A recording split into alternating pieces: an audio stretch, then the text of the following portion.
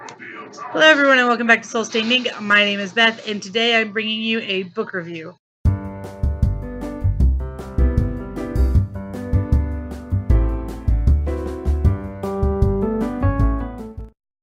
So I finished the Scandalous Sisterhood of Prickwillow Place by Julie Berry, and I thought I would give you a quick review on it. First, I want to peek in my reading bullet journal that I started. This is a fabulous, beautiful thing right here. I showed in my last video how I have it set up, so we're not going to go back over that, but I do have start, finished, and star rating times on it. So I started this on the 29th, I finished it on the 3rd, gave it 3.75 stars, and the notes I made to the side were funny love interests, plays with the tropes, and is smart, droll humor. This is a murder mystery, which is set in, I believe, kind of Victorian England type setting. It is in a small town. I believe you call it Ely. It's ELY, so L-E, Ely, something like that. And the Curious Scandalous Sisterhood is a group of girls that are at a boarding school for young women. They're in town.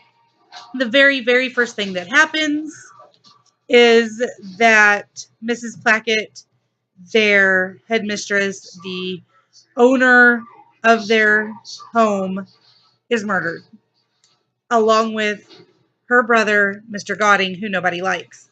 And the girls are afraid that if this is discovered, they are going to be taken away. So they then begin this very elaborate charade. One of the girls starts dressing up as Mrs. Plackett. They hide the whole thing, and all while trying to figure out who would want to murder Mrs. Plackett and Mr. Godding and why. There are great characters. The writing is pretty smooth. I could have finished this in a day, maybe two, if I had just had time to sit down and read. It's very possible I would have completed it in one sitting instead of completing it over several days. However, there are some issues. When I say it plays with tropes, it really plays with tropes to the point that each of the students is known by their nickname plus some sort of personality trait. So we've got Pocked Louise because she got, I believe, chicken pox when she was younger, and she's got pock marks. Stout Alice because she's bigger. Dour Eleanor because she's really grim. Uh, Dear Roberta, she's very sweet. Disgraceful Mary Jane, she likes the boys. And Smooth, what is her name? Smooth Kitty and Dull Martha. And each of those characters lives up to their name. There's not any misnomers in here. There are a couple of places where Smooth Kitty's not quite so smooth, or Disgraceful Mary Jane isn't quite so disgraceful, but the author mentions that in the story around it. Like, everybody was really surprised because Smooth Kitty is always so smooth, and she wasn't so smooth that time. And I felt like that was kind of taking away from it. Like, the reader should be able to go, ho ho, Smooth Kitty, you ain't so smooth right now, without it being pointed out so blatantly for us. And the mystery part didn't play as big a part in this murder mystery as I thought it was going to. It was more focused on the girls trying to stay together and what they have to do to stay together. And then there were a few places where they talked about the murder mystery, which is not a big deal. I mean, it's a real well-written book. It's a good story. But those two things are the two things that kind of stood out to me as being slightly problematic.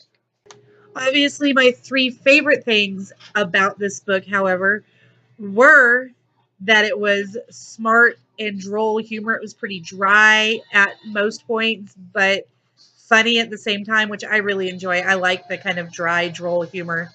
I also really enjoyed the fact that it played with those tropes And so you did have disgraceful Mary Jane, who was always boy crazy, and Smooth Kitty, who kind of became in charge of this little group of girls. I really enjoyed those, although they were at times problematic, like I said. And the love interests, there are things that happen in this book, and I don't want to give a lot away, but it's so funny. The way the male characters are described is absolutely hilarious.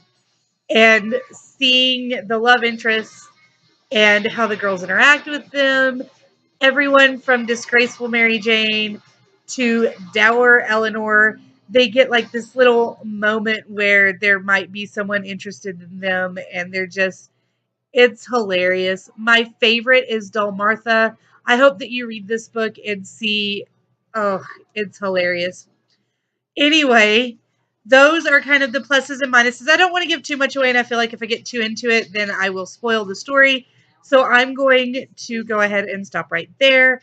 But this is a great book for someone who might, it's not as crazy as Gail Carriger's books. It's not fantasy. There's no magical realism or anything in here.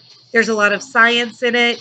But for someone who kind of enjoys that droll sense of humor that Gail Carriger throws into stuff, this is a good middle grade to read. Or if you find someone who likes mysteries, if you're someone who likes cozy mysteries or murder mysteries, this is definitely a good one to read. And if you're just looking for someone that is a quick read, Julie Berry has a great writing style that went really well with this, and I very much enjoyed it. So I think that you should 100% check this out if you're into any of the things that I have said today. And if not, you should still probably check it out, because I'm probably not selling this as well as I could. Please let me know if you like me using this to kind of tell you how long it took me to read the book, what my thoughts during it were, star rating, all of that good stuff. Or if you want me to just go back to my basic book reviews that I have been doing. And don't forget to like, comment, and subscribe. Until next time, guys, read something good and write something better.